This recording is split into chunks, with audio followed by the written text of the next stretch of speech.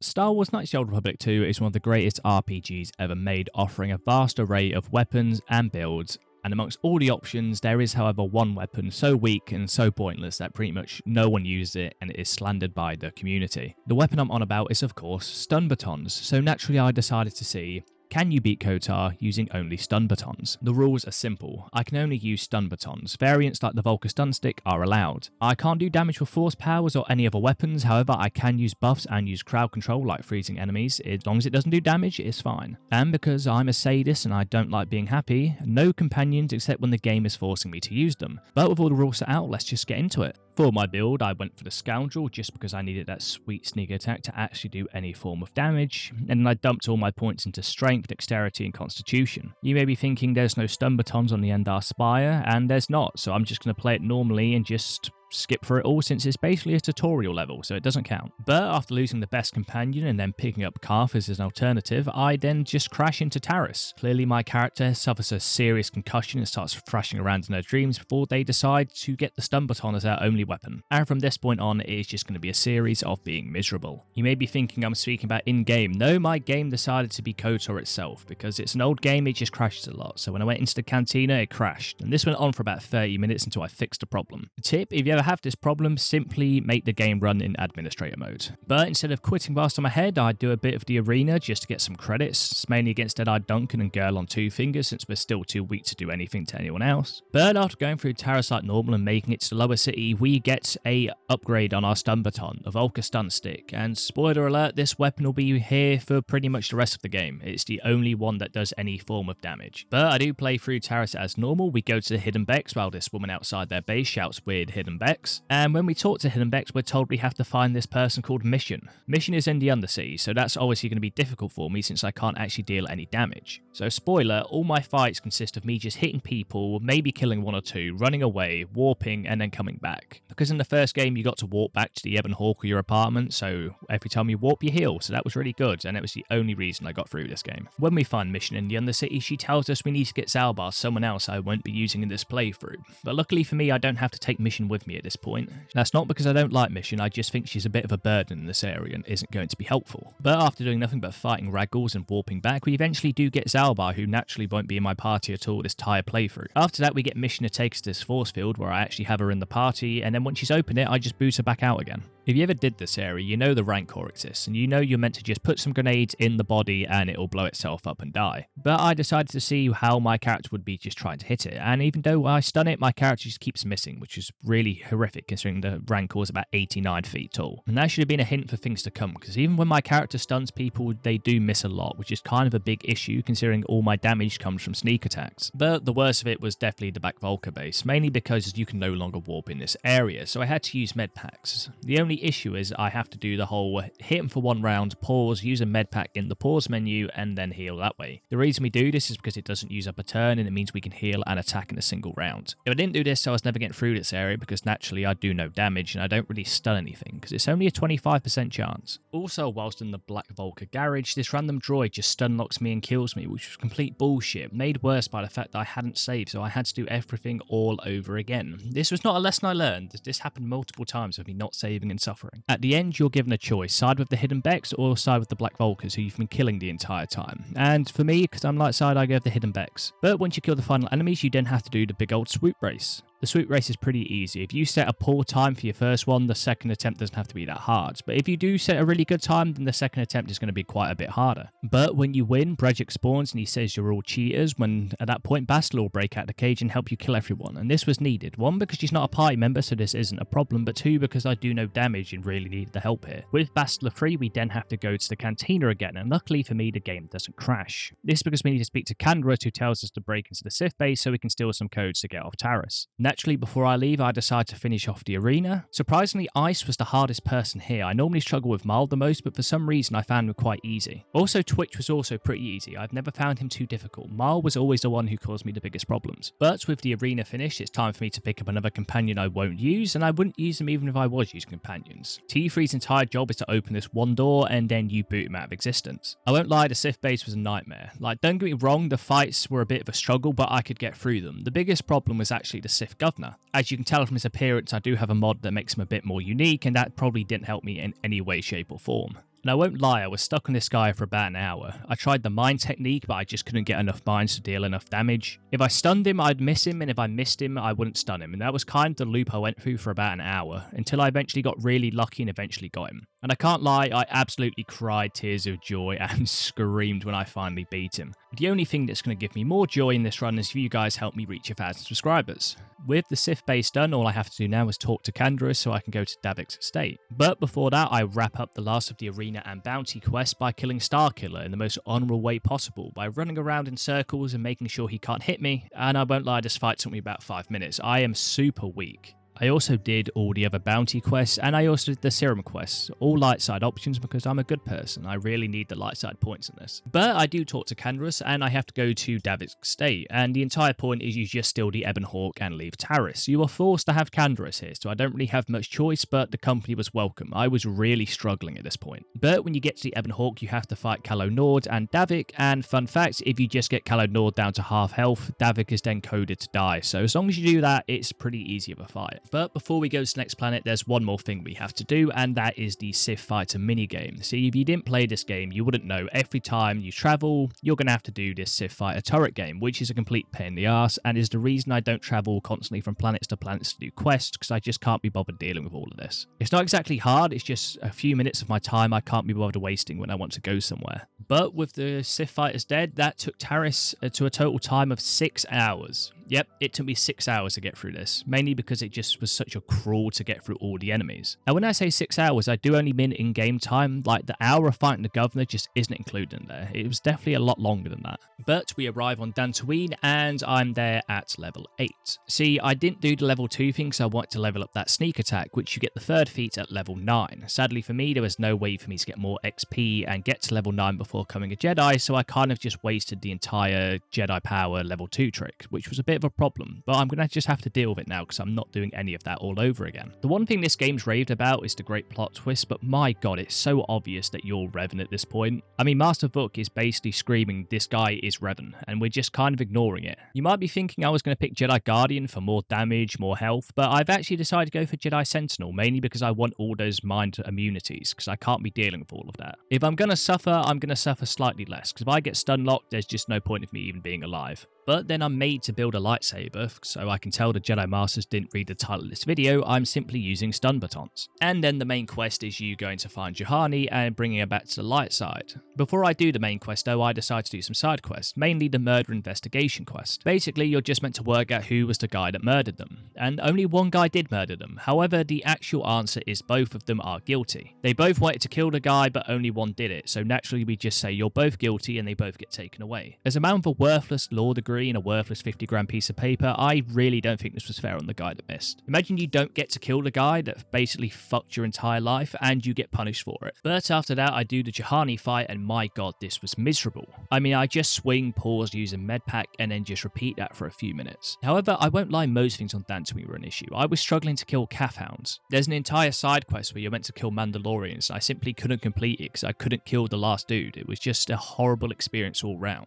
I didn't have the force powers to buff myself to make myself strong enough, and I wasn't buffed enough as a scoundrel to get good sneak attacks off. It was kind of, I was in the middle ground of just being really weak. But with Juhani saved, you return to the council and you're told to take Bastila with you to go to the ruins. So once again, this is a part where I'm forced to have party members. Thankfully, the ruins are really easy. The puzzle answers are basically the right ones. The planets of life are the ones that sound lifeful, and the ones of death are the ones that sound deathly, like barren. But after that, you're told you have to find all the other star maps and that the fate of the galaxy is entirely in your hands. Just remember, 20 minutes ago, my guy was a nobody, apparently, and we didn't see the big plot twist coming. Were we okay back then? But for the first planet, I decided to start with Tatooine, mainly because it sounds like Dantooine, but also because it's one of the quickest. And with Tatooine, I decided to do a bunch of side quests, whether that's selling the plate for the woman or saving the bounty hunter from his wife because he keeps cheating on her. I also wanted to pick up HK-47, and I got to use him because you need him in your party to do the Sand People quest, and I love HK and I like the quest, so win-win for me. The Sand People quest is just a constant running to the Sand People enclave, speaking, running back, and then getting whatever they want, and then running back to them, and you do that a few times, and hopefully they're all happy. Thankfully, the star map on this planet is one of the easiest to grab. All you have to do is run to the cave and speak to the guy who will tell you we need to lure out the giant dragon. Basically, turn around, run back 5 feet, and a bunch of banthas will spawn that you can use to lure him out, bring them back to him, and the dragon will walk out and he will just die, and that's basically the main quest of the planet over. After that, we walk into the cave and the star map's triggered, and my guy just stands there for a long time really autistically. I wish that was a joke. My guy was stood here for about a good solid minute before anything happens. No dialogue, no nothing. I was just stood there staring. But then Calo Nord once again spawns, but luckily for me he spawns quite a bit back, so I can just kind of buff myself before I'm forced to fight him. Naturally, I do the greatest tactic in KOTOR, which is running around in circles hoping not to get hit and occasionally hitting him once or twice before continuing to run. Then I follow that up with the old hit him once, pause and use a med pack, and then keep doing that for a few minutes until eventually he dies. Like every time I play one of these games, back when I was a kid, this was so much harder and I used to die with a full party, and now I'm just kind of smashing through it really easily. And with that, Dantooine was done. Side quests, main quest, all of it. The only thing I hadn't done was the swoop racing, but apart from that, I'd done it 6 times quicker than Taris, which was a much needed improvement on time. Otherwise, I was going to spend solid weeks on this gameplay. I then decided to go from the driest planet to the wettest. I go to Manan, and I can't lie, the one thing I hate about this place is that I can just never find my way around. There's like 6 different areas and I have no idea what rooms are connected to what areas, so half the gameplay here was just me running around, going to the wrong place, and then having to backtrack really far. But to break up the constant and miserable fighting, I decided to do some swoop racing. And swoop racing on Manan isn't that bad, except when you get to the final dude. I mean, I had this attempt here where I failed by a 1/10 of a second, which was fucking ridiculous. Honestly, it took me about 10 to 12 attempts to get this guy done, but overall you do get around, let's say, 10k credits for winning everything, which is always a plus. The guy will also threaten you saying you're going to get got for beating him, but nothing ever happened to me, so I just assumed something is meant to happen, I just never triggered it. The main quest for Manan is actually quite a bit longer than Dantooine. See, you have to go to the Republic Embassy, who tell you to then break into the Sith base to recover some files. You got multiple ways of doing this. You can just kind of break in the back door, walk through the front door with either a pass card or a pass code. So you can either interrogate a man or you can do a datapad, which is a bunch of mathematical equations. None of them are really that hard once you realize what you're doing or what a pattern is, but for the most part I'd say just go through the back door, since no matter what, nothing changes no matter what way you walk in. And I won't lie, for me the Sith base was absolutely awful. Like, I absolutely could not get through most of these areas without having to use like 10 med packs after every fight. I also don't understand the water puzzle in the Sith base. I kind of just press buttons until it lets me through, and then once I get through once, it's really easy just to keep doing the same thing over and over. I then find this room full of Sith Jedi, which I kill with like 2 health to spare, and then after that I decide to open this footlocker and then I just spontaneously die. I don't know why I died, but I was furious because surprisingly I hadn't saved, so I had to do the entire Sith base and water puzzle all over again.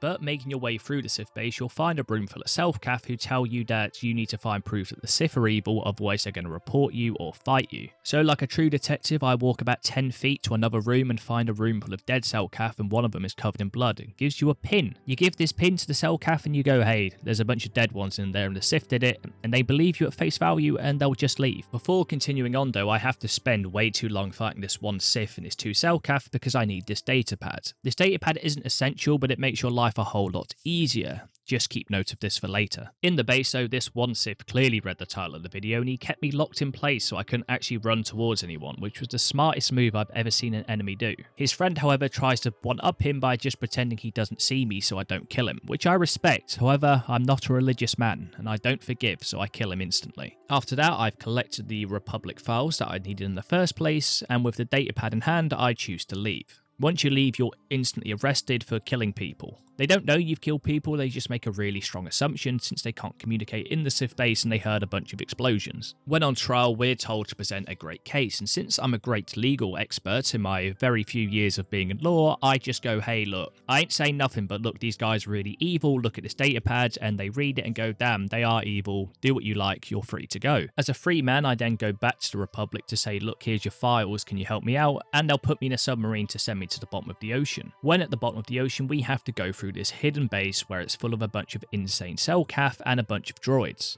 Whilst in the ocean, however, I meet this new guy who I assume is going to be my best friend and we're going to live a long, happy life together. Even longer than our time with Trask earlier. Come on, hurry up! Don't just stand there, we have to keep moving! The water is filled with... Ow! Ah! My luck with people doesn't get any better, however, because I meet 2 more people and they decide they're going to have to try and kill me because apparently I'm working with all the insane fish. After calming the situation down, they give me 2 options. I can either kill the giant shark that led all the other sharks and fish killing everyone, or I can simply blow up the machinery and pray to God they calm down. Because I'm a fool and I think it will be good, I decide to blow up the machinery and hope everything calms down. I won't lie, I spent way too long in this puzzle because I never do it. I'm normally dark side, so instead of killing the shark, I spent about 5 minutes just moving liquids back and forth until eventually it just blew up. And the shark didn't even leave, it glitched out and it just kind of stayed on the side of my screen there, so that was kind of weird. But to finish off the main quest, I stare at the star map for far too long with 0 dialogue, before making my way back up to the surface, where once again I'm arrested. You might think I actually try and present a legal case to defend myself this time, however I decide to once again embrace my lawyer side and just go, hey, I've got this Illuminati level government theory, how about you hear me out? And they go, damn, he's right. And then I'm free to go. And with that, Manan's done. That's 2 planets ticked off. 3 of you count Dantooine and 4 of you count Taris, so I'm kind of flying through it. The next planet I decided to do was Korriban. Normally I leave it to last, but it's the hardest, but I just felt like doing something a bit different. And the first thing I do is I talk to this Rhodian who gives me a mystery box, so naturally I then have to leave the planet. Basically in the box you just have to complete a set of riddles or you die. It's really minor side quests, but it kind of builds up whether this guy's people are probably quite strong and quite threatening. But after subtly foreshadowing a really strong species we've not met yet, I return to the Sith Academy. And the Sith Academy is kind of all about proving yourself to be worthy, so you can get in and do the final test. Before I can even do that though, Darth Malak finally spawns and I have to fight him. And this goes a lot easier than I thought it would. Like normal, when I was young, this would take me a full party and quite a struggle, but here I just kind of get through everything, even if it is a bit of a grind. I'm in no real danger of ever dying. And just remember, I'm still using the same stun baton I picked up off that one dead dude in Taris. It's just kind of finally working, even though it's never stunning anything, which is the entire point of the weapon's lore in existence. But before I do any of the tombs, I decide to go into the cave, and unlike KOTOR 2, the cave is pretty boring and dull here. Pretty much the entire point of the cave are the students that are hidden inside, and they ask you to kill a beast so they can escape to the surface. I won't lie, this beast was actually quite difficult, mainly because it hits you for like 40 damage a piece, so unless I was really tanky, I was just going to keep dying, and this fight honestly took me about 5 minutes. However, the main reason I came to the cave was to collect these robes at the end of it. They're pretty much the only unique robes in the game apart from the Starforge robes, so if I get them now, at least I'm a bit more buffy, and I can actually take a bit more damage and deal a bit more. The Sith test is basically you against a bunch of other students. However, when you do either the tombs or quest, you either kill off or send away one of the students, which eliminates the competition for you, which makes it quite a bit easier. For example, outside the tombs you can help this woman who refuses to share any of the glory, so naturally I share my stun baton with her and beat her to death. After that, it's the main gimmick of going into all the tombs. The first tomb I go in, you get gassed out by this random old hermit, who then makes you do a bunch of tests against another student. Simply, if you get a question wrong, you get attacked, and if you get one right, then he'll get attacked. If you get too many rights, the other student will die, which gives you dark side points, and because I'm a light side character, I decide to tank all the damage. Normally this would mean I'd spawn in the fight with no health, but since I had a level up, I just leveled up instantly, had full health, which made the fight really easy since Mikkel himself was also quite tanky here. He's also the only other Sith companion you can send to the light side, so sending him away to be himself and be happy is a really great plus here. Arjunta's Paul tomb is next, and this one's pretty easy. You just have a bunch of swords and you need to put the right one in the statue. If you get it right, you don't have to fight him, and you then get a really cool sword. Also, if you get it right, you can then convince him to repent for all he's done and accept that he can join the light side, and when he does that, he accepts his death and he can move on, and you get a nice hint of light side points. The final tomb is just one full of droids, and you just have to kill every droid here, and I won't lie, this was by far the hardest tomb. But I got really lucky with half the droids not attacking me because they some reason could not see me. Otherwise I would have died here. It was definitely one of the harder tombs. I wasn't expecting it to be so difficult, but normally I find it quite easy since if you have a lightsaber you would just deflect most of the attacks. But with all the other tombs done, we then go to the final tomb to do the final test, and we hit KOTOR's player's favourite puzzle, the ring puzzle, and I can't lie, I did do it first time and on my own. I don't use guides for any of this, and that surprised me because as a kid I used to die here a lot because I just didn't get it, but It just takes a long time is kind of the issue here. On your way to get the special grenade so you can get to the final area, there are these two beasts here, and I did decide to try and scum the fight, mainly because once time I was hidden behind this dude and my guy just decided to swing for no reason. I'm more impressed that I was able to kill them even with scumming it, because I thought my damage was going to be that low that it just wasn't going to be viable. At the end of the tomb, we're given a Sith lightsaber, and because Master Uthar didn't read the title of my video, yes, I'm going to reuse a joke, I decide that I have to team up and kill him. And when I say team up, this woman here did absolutely nothing to help me. After not helping me at all, she decides to betray me and tries to kill me. I let her live because I'm light side, but I couldn't convert her to go back to Dantooine. This is probably for the best considering currently it's being destroyed. Yes, that's a little spoiler for what's about to happen in the next 5 minutes. But after beating down the Master and her, we can leave Korriban with absolutely nothing left to do on this planet. Before we can go to the last planet, we're picked up by the Leviathan, which is Malak's ship. It's one of the few sections where I'm not allowed to use my playable character and have to use one of my companions. In the game's sheer confusion of me actually using someone that isn't my playable character, it turns Canderous into some PS1 looking character. If it didn't quite make it clear, my companions aren't held to the same rules as me of using the stun baton, which is why they're not in my party all the time. So Canderous, and when I have to use Carth and Bastila later, they can just use their usual items. But with our party saved, we can then head to the bridge with Carth and Bastila, where we bump into Saul Careth, who is basically Carth's big arch enemy, the man who he hates, and there's a reason he's all depressed. The most surprising thing about this fight was my stun baton actually stunned him, and you can see here when people are stunned, I actually do a lot of damage. Since Saul is a giant hater, on his deathbed he decides to whisper to Carth the giant plot twist of this game and spoil it for him later on. Whilst continuing on, we then decide to strip Bastila of all our items for no reason in particular before we bump into the big bad of the game. Yes, we bump into Malak and he decides to finally give the big plot twist.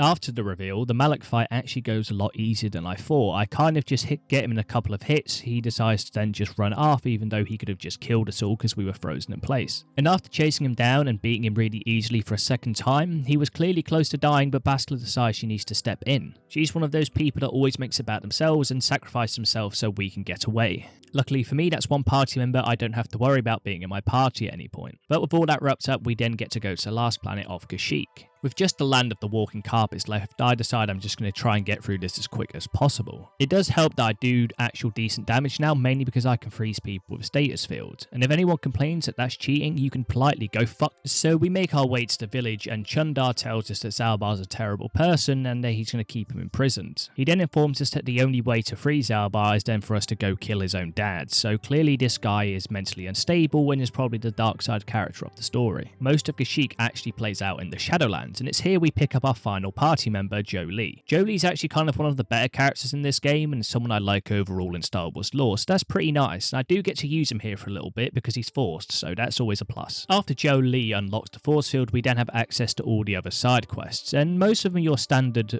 run around and fetch quests, but there is this really cool one where if you're not holding a weapon, the Mandalorians will attack you. The downside is you can just re-equip your weapon straight away, so there's really no purpose to it, but it's a kind of little cool gimmick and a cool mechanic which I kind of like. It's a bit different. For the light side version of this quest, when we find the Wookiee, we have to decide not to kill him, and instead we have to go kill another giant beast. It's the same beasts I struggled with earlier, but this time it goes a lot better, which is clearly a good indicator that I am in fact getting stronger. But when we kill the beast, we then get a sword, and we give the sword to the Wookiee, who then decides he's going to go challenge Chundar to be King Wookiee. Before we leave, however, we do have to go to the star map, and the computer recognizes us as Revan, which basically means we don't have to do all the silly little questions, and it will let us straight in. But with that, all the star maps have been found, so we can finally go to the final planet. But before that, we do have to tie up the Wookiee questline. Back in the Wookiee village, because I'm light side, I try and say let's all be peaceful and all be friends, which we are responded to with let's kill them all, and we're stuck into a giant fight where we're outnumbered. Once again, because I can just freeze people, this goes really easy, and once again, if you complain about this, you can politely go fuck. And with that, the Wookiee land is over, and we just have the final place to go, which is the Starforge. On our way there, we see Malak and Bastila having sexy caveman kinky time, and to put me off, they decide to give me the mini game with the Sith fighters one more time, which completely ruins my libido.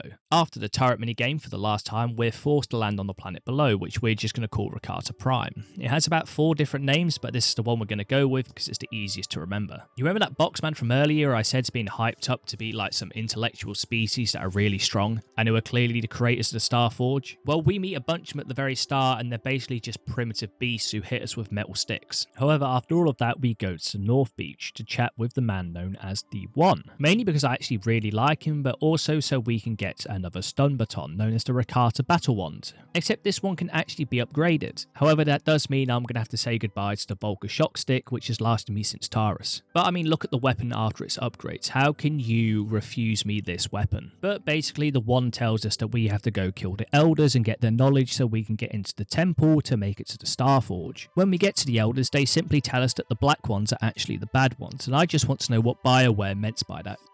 Since I'm light side, I agree with the Elders, and I decide to go kill the One. Again, normally this fight used to be quite hard for me, but a good build will carry you quite far. I mean, just look at what happens to the One. I essentially just 2-tap the man. On my way leaving the One's base, the Rancors also started doing whatever this dance is.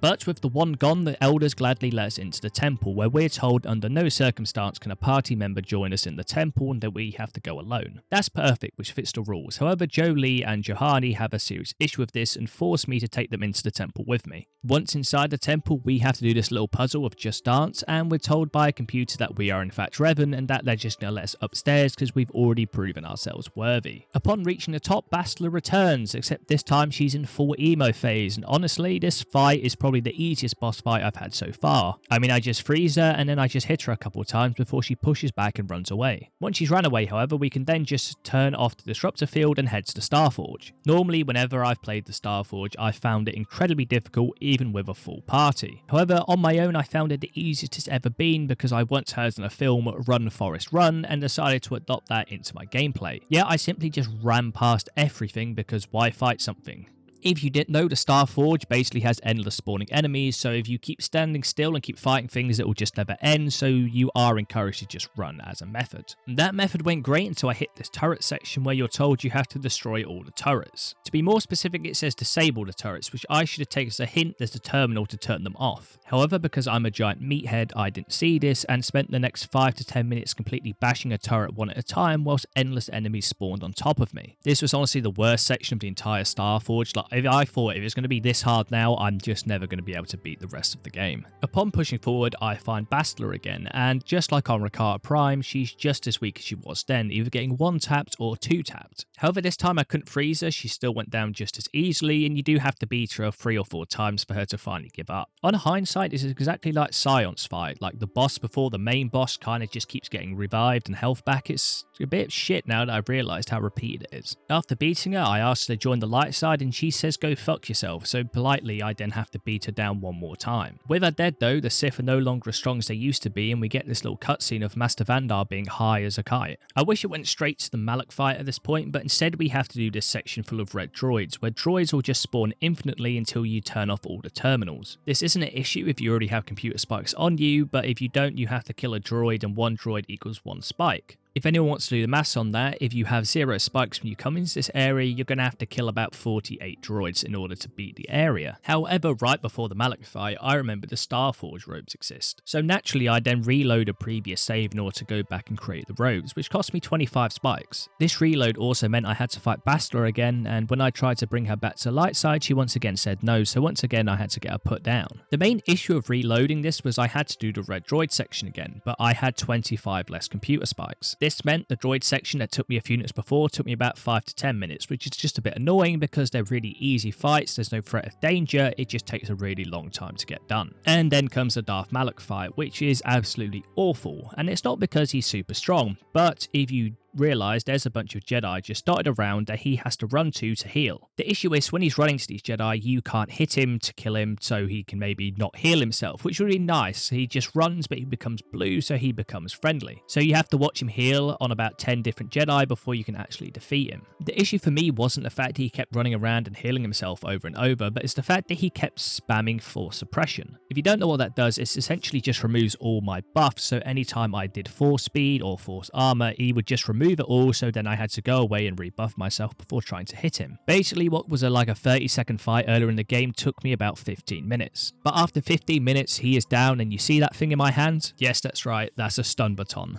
After 19 hours of slow, painful grinding, I've officially beaten KOTOR 1 using only stun batons. Would I ever recommend doing this challenge for someone else? Probably not. This was absolutely miserable. But I can't lie, I might just do it on the second game just because I don't like being happy. What do you guys think? What's the weirdest challenge you've done for KOTOR 1? What's the worst one you ever used? I'd love to hear it down below in the comments, and I will see you all next time. Take care.